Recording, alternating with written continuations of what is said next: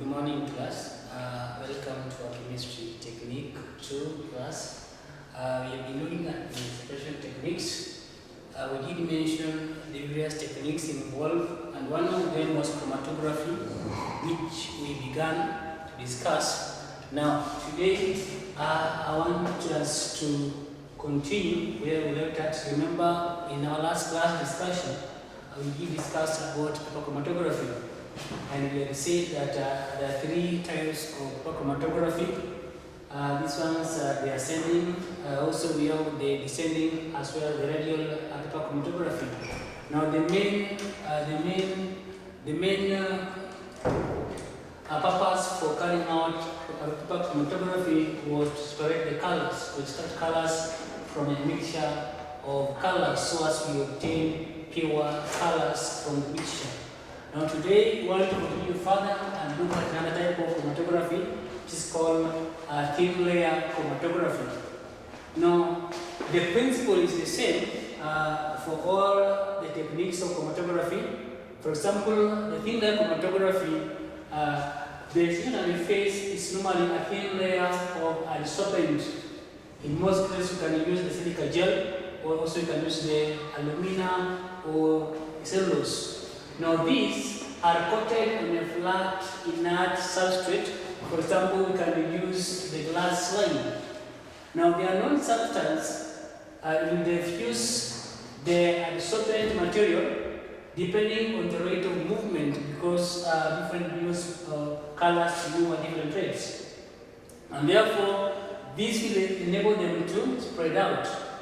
Now thin layer chromatography is very efficient, very rapid, and also it is normally very sensitive. So we can say it is a good chromatography technique method or technique. Now another one, let's look at number 3. This is number 2. Number 3. Another one is the column chromatography. Column chromatography. Now in this method of chromatography, the separation is based on the separation of solids. Now the glass column, for example, burette, can be used in which the pure liquid, for example, you can use the benzene, is halfway filled, and then a slurry of solid adsorbent, for example, silica gel, is then put into the column and be used as the stationary phase. Now, in this technique, the solid phase will sink to the bottom of the column.